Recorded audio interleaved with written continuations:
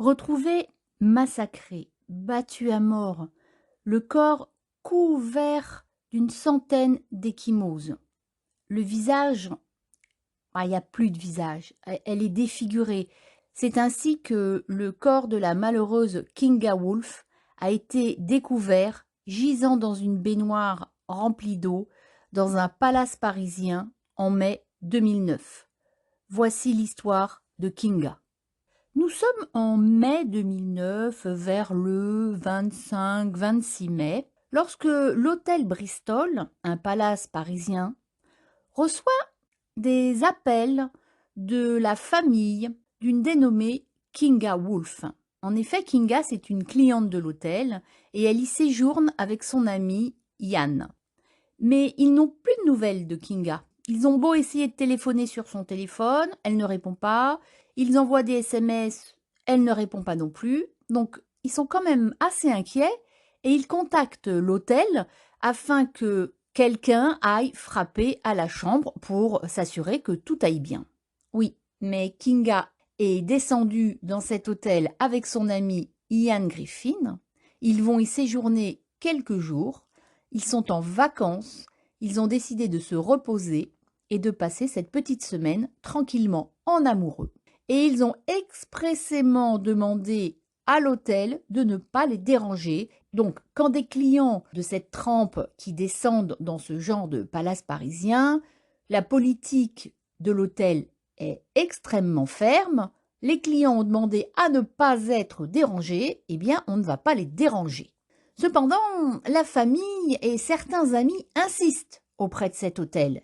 Ils sont inquiets, ils expliquent que c'est pas du tout le genre de Kinga de ne pas répondre. Donc ils insistent tant et si bien que finalement le directeur va consentir à aller voir ce qui se passe dans la fameuse chambre 503. Donc au début, très réticent à l'idée d'aller déranger un client, devant l'insistance des coups de téléphone, il finit par se dire que peut-être quelque chose ne va pas, peut-être que la cliente a fait un malaise, et accompagné de son chef de sécurité, qui est un ancien policier, ils vont aller le mardi 26 mai voir ce qui se passe dans cette chambre. Malgré le panneau Do Not Disturb, ils frappent quand même à la porte, aucune réponse, quand soudain il y a le chef de la sécurité qui voit des minuscules traces de sang sur la porte. Alors là, il se regarde et d'un commun accord décide de pénétrer dans la chambre. Donc ils introduisent la clé, ils ouvrent la porte et alors là, stupéfaction, ils découvrent une chambre mais dans un état pas possible. Mais c'est un véritable séisme qui s'est passé dans cette chambre. Tout est renversé, tout est cassé. Les tringles de rideaux sont arrachées, elles sont par terre.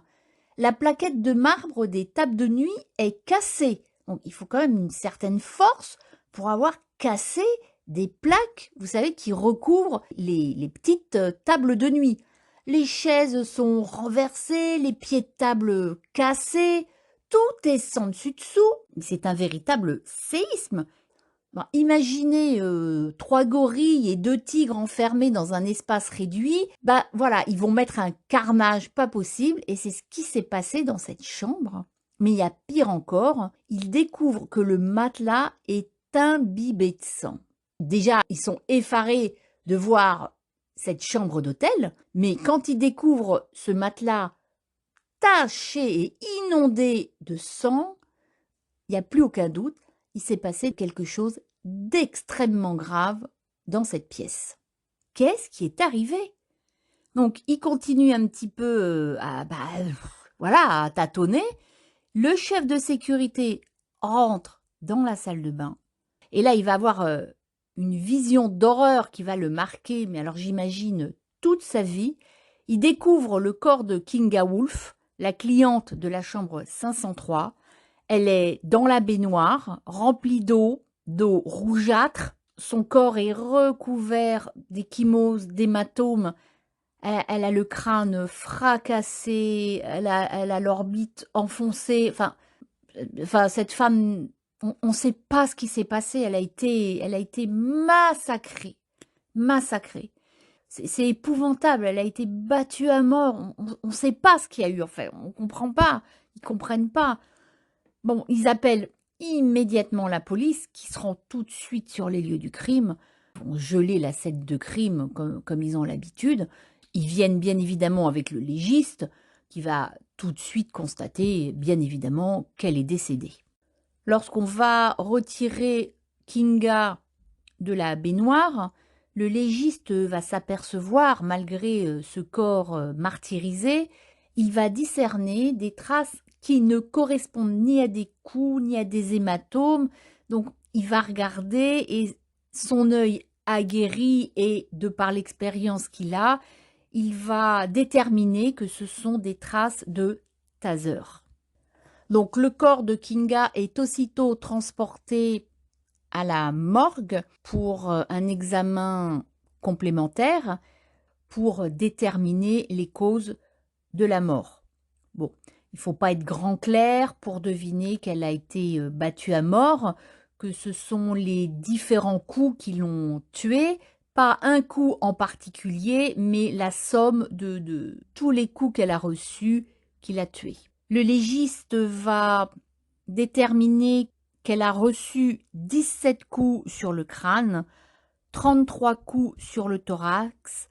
C'est un massacre, c'est un véritable acharnement.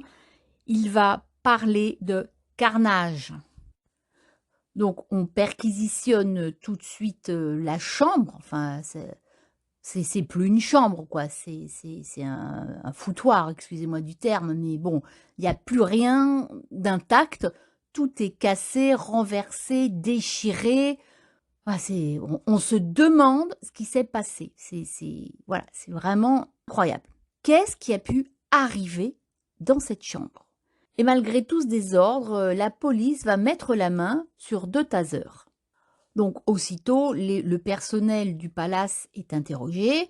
Et non, personne n'a rien entendu, personne n'a rien vu. Ce qui paraît absolument incroyable, vu l'état du corps et vu l'état de la chambre.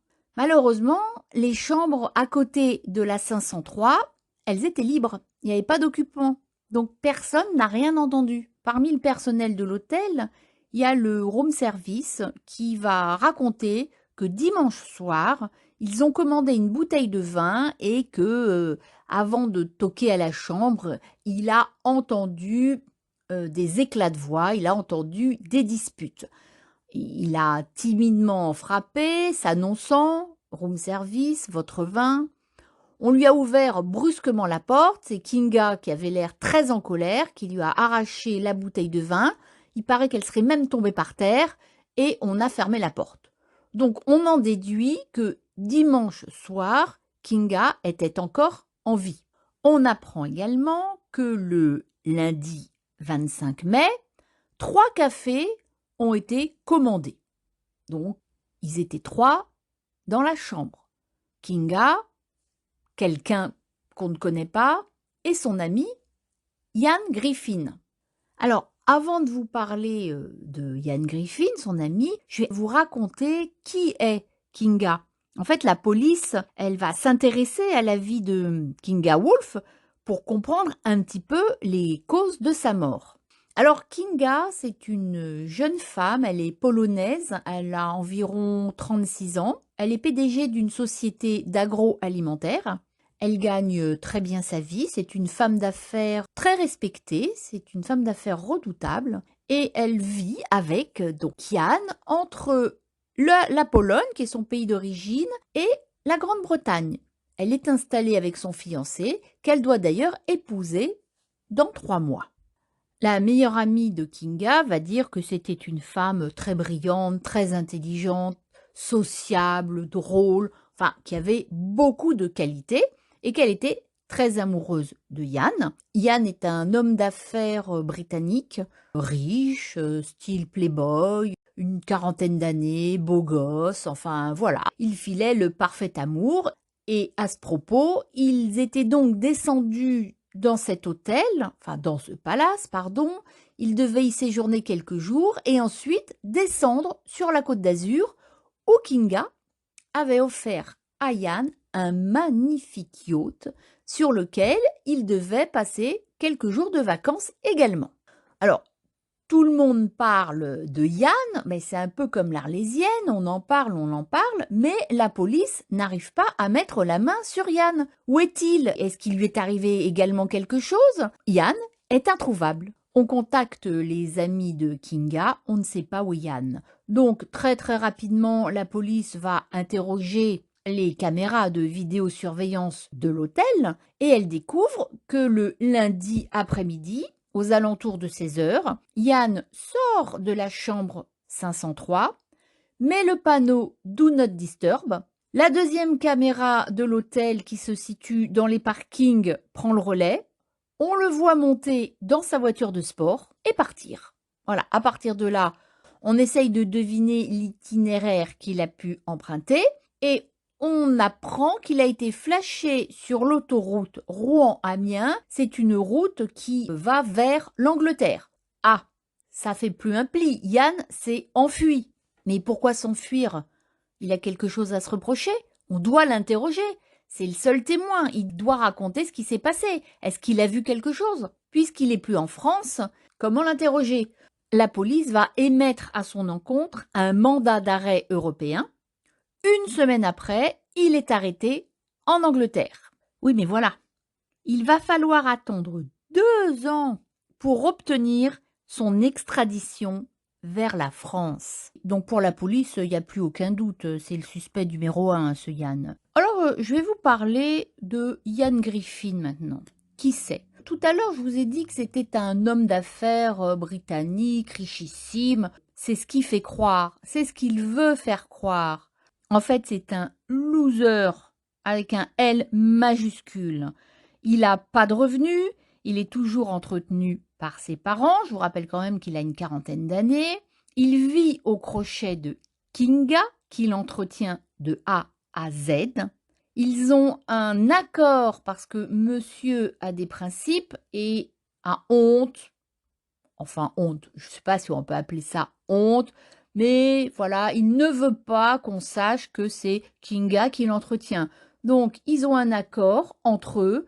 Elle fait croire que c'est lui qui paye tout, alors que pas du tout. C'est le contraire. Elle paye pour tout, que ce soit ses vêtements, que ce soit la location d'appartement. Elle l'entretient complètement. Toutes ces boîtes, toutes ces sociétés ont fait faillite. C'est pas du tout un homme d'affaires. C'est un mauvais gestionnaire. Elles font toutes faillite les unes après les autres. Il y a vaguement une société de cabines de bronzage qui, bon, voilà, ça vivote, mais enfin, ça, c'est pas du tout assez pour son train de vie parce que monsieur a des voitures, des Porsche, des Ferrari, il descend dans les plus beaux hôtels, il a des montres de luxe, enfin, tout ça, c'est Kinga qui paye. D'autre part, c'est un flambeur, il joue comme c'est pas permis, il perd bien évidemment, il boit, c'est un buveur invétéré. Qu'est-ce que je pourrais vous dire d'autre sur ce prince charmant? Il est addict aux drogues, bref, la grande classe, quoi, vous voyez. Et en plus, cerise sur le gâteau, enfin, je ne sais pas si on peut appeler ça cerise sur le gâteau, il trompe Kinga avec une femme à Londres qui est présentatrice de télévision, c'est sa maîtresse, et Kinga est au courant, bien sûr. Et elle accepte. Kinga est très amoureuse, elle passe l'éponge sur tout, et même elle passe l'éponge sur le fait que Ian Griffin est un homme violent. C'est un homme extrêmement violent, surtout quand il a bu, il ne contrôle pas ses coups. Il y a même eu une plainte déposée en Grande-Bretagne pour coups et blessures. Kinga avait peur de lui et elle s'était même confiée à son meilleur ami. Elle lui avait envoyé un SMS en lui disant « Il m'a frappé à la tête, j'ai porté plainte. S'il m'arrive quelque chose, j'aimerais bien que tu divulgues ce SMS. » Voilà. On en est là. Quand Yann s'est enfui, il est à Londres. Donc maintenant, pour la police, ça fait plus aucun doute. C'est le suspect numéro 1. C'est lui qui a tué Kinga. Mais il faut savoir le déroulé des événements. Enfin, les 2 ans s'écoulent.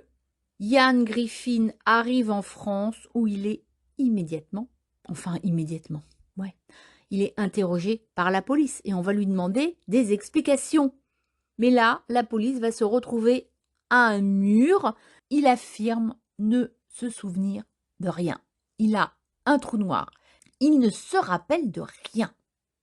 Il ne sait pas pourquoi Kinga était dans la baignoire, rouée de coups. Ça, c'est sa première version. La police, elle va pas du tout croire, bien évidemment, à cette version. Elle va continuer l'interrogatoire. Et là, il va avouer timidement, oui, peut-être, je l'ai frappé, je me rappelle plus très bien, mais c'est possible. En tout cas, oui, je me rappelle, je l'ai frappé, mais c'était pour me défendre. Il explique que Kinga était très violente, qu'elle était bipolaire et qu'elle avait des accès de violence et de rage. Mais oui, c'est facile de dire ça. Et que oui, maintenant ils se rappellent, ils se sont disputés, mais il ne l'a pas tué. Non, il ne l'a pas tué, il se rappelle de rien. Alors la police va demander pourquoi vous vous êtes disputés, qu'est-ce qui s'est passé? Alors il va raconter que l'après-midi, ils ont passé une après-midi très agréable, ils ont été aux Champs-Élysées faire des courses. Ils ont acheté des tasers. Rappelez-vous, les marques qui ont été retrouvées sur le corps de Kinga ont été faites par ces tasers, justement achetés l'après-midi même. On va lui demander, mais pourquoi vous avez acheté des tasers? Et il va répondre qu'en fait, Kinga lui avait offert un beau bateau, un yacht. Ils devaient descendre, je vous l'ai expliqué, faire une petite croisière en Méditerranée, et ils avaient peur de se faire attaquer. Voilà, c'était plus une arme défensive. On va lui demander de continuer son explication sur la dispute. Alors, il explique que le soir même, ils sont au restaurant, un restaurant très chic de la capitale, dans le 8e arrondissement, et que ça se passe mal, ça se passe très mal, parce que Kinga lui fait sans arrêt des reproches. Ah oui, le pauvre, elle l'accuse de le délaisser sexuellement. Elle lui dit qu'il ne s'occupe plus d'elle physiquement. Et ça, il le prend très mal. Bah oui, vous vous rendez compte. Sa virilité est mise en cause. Ceci dit, il va pas nier qu'il a des problèmes de virilité, entre guillemets, parce qu'il prend des médicaments. Il est sous antidépresseur, il est sous anxiolytique, et que sa libido, eh bien, elle est en berne. Mais ça l'a beaucoup vexé, il n'était pas content. Et puis c'est une conversation qu'on n'a pas au restaurant d'abord. Donc, foudrage, il est parti, il a renversé un verre de vin et il a laissé Kinga au restaurant. Elle a bien évidemment payé la note. Ça, on le sait parce que lors du procès, ce sont les serveurs et le maître d'hôtel qui ont raconté cette histoire. Alors, Yann continue son récit. Il rentre à l'hôtel Bristol. Il va au bar. Il commande plusieurs vodkas et il retourne dans sa chambre. Kinga le rejoint quelque temps après. Ils continuent de discuter, mais voilà, la discussion s'enflamme à nouveau. On commande une bouteille de vin, ça c'est ce que le room service avait dit au début, rappelez-vous, il avait entendu une dispute. Et puis, la dispute est de plus en plus violente, et là, Ian Griffin raconte « Je me suis évanoui. C'est fini. Je ne me rappelle plus de rien. » Il va se réveiller le lundi matin, et il va découvrir le carnage. Il va découvrir la chambre sans dessus-dessous. Et il va surtout découvrir le corps de Kinga, roué de coups. Il s'approche du lit. Il comprend pas ce qui se passe. Il la touche. Elle est glaciale. Donc il a l'idée de la mettre dans un bain chaud. Voilà. Il veut la réchauffer. Pour se forger un alibi, il va commander 3 cafés pour faire croire à une tierce personne qui aurait pu tuer Kinga. Et pris de panique, il va s'enfuir parce qu'il ne sait pas quoi faire d'autre. Donc, voilà. Comme je vous l'ai dit au début, il ferme la porte de la chambre, il met la pancarte Do not disturb et il se barre en Angleterre. Il va être inculpé d'homicide. Pour la police, c'est malheureusement une dispute conjugale qui a dégénéré et qui a abouti par la mort de Kinga. Alors, il est envoyé en prison et il va attendre son procès qui a lieu à Paris en 2014. Et là, à la stupeur de tout le monde, il arrive libre, au bras de sa maîtresse, la femme dont je vous avais parlé, la présentatrice de télévision londonienne. Elle l'accompagne au procès à Paris.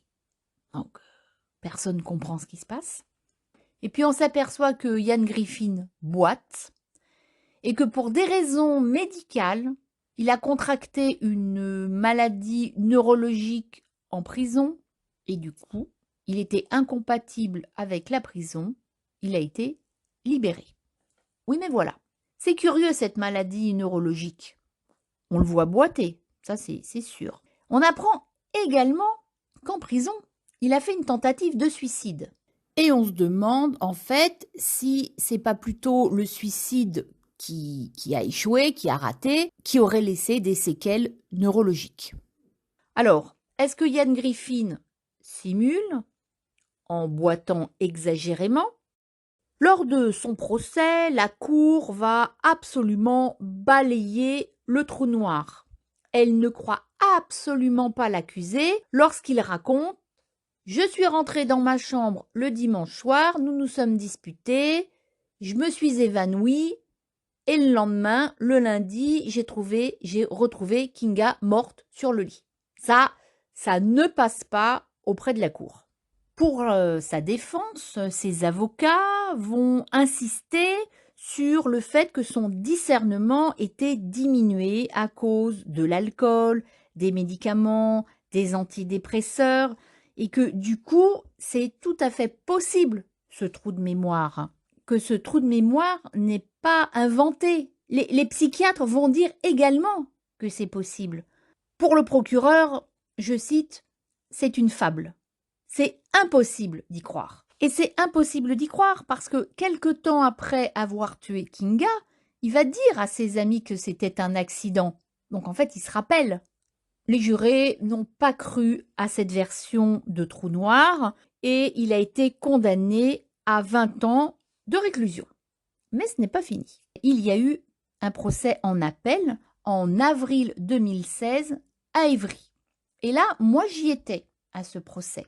Donc, on voit arriver Ian Griffin, méconnaissable, amaigri, boitant, avec une béquille.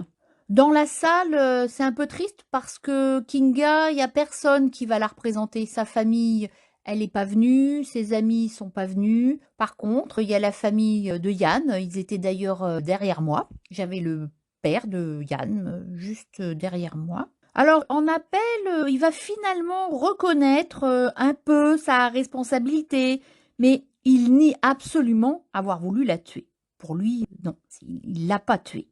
Il affirme toujours ne pas se rappeler du déroulé de la soirée, mais l'avocat général, il n'y croit toujours pas à cette histoire d'amnésie. Il va citer les propos de l'enquêteur qui va dire, et je cite, que c'était une scène de furie meurtrière. On peut pas oublier quelque chose comme ça, c'est pas possible. Alors Ian Griffin va reconnaître à mi-mot que peut-être il aurait eu un passage à l'acte involontaire du fait qu'il prenait beaucoup de médicaments, d'antidépresseurs, d'anxiolytiques, qu'il avait bu énormément d'alcool ce soir-là, peut-être même de la drogue, et tout ce mélange aurait favorisé un acte de violence et de rage dont il ne se souviendrait pas.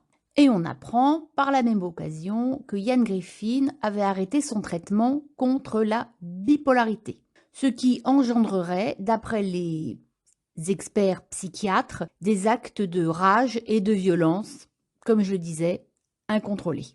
Et justement, les avocats de Yann vont s'engouffrer dans la brèche et vont dire que, vu le nombre de coups portés à Kinga, un homme qui a toutes ses facultés mentales et qui raisonne ne peut pas commettre un crime aussi odieux. Ça démontre en fait qu'il n'était plus maître de lui-même. Voilà, il a perdu le contrôle. Et ils vont donc plaider une altération du discernement. Et qu'est-ce que ça veut dire? Eh bien, ça veut tout simplement dire que Ian Griffin n'est pas pénalement responsable de ses actes. Alors cette fois, Ian Griffin a été mieux défendu, je ne sais pas, en tout cas défendu différemment, plus son état de santé très préoccupant au moment des faits, je vous rappelle qu'il boite.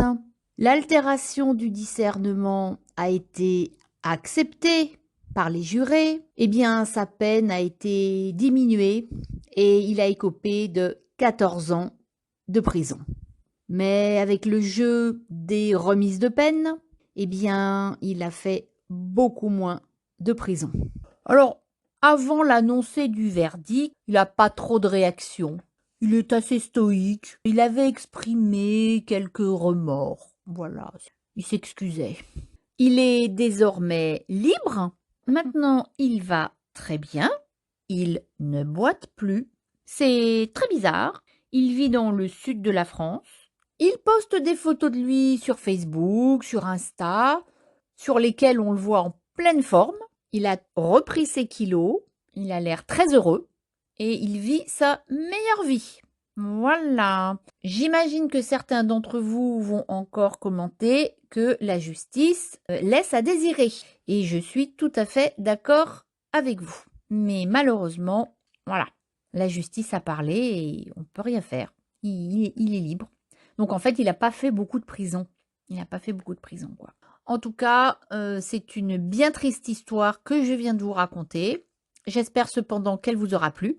Et si vous avez des idées de crimes, eh bien, surtout mettez-les en commentaire. Moi, je me ferai un plaisir de les étudier et de les raconter avec une vidéo. Je vous dis à très bientôt et merci.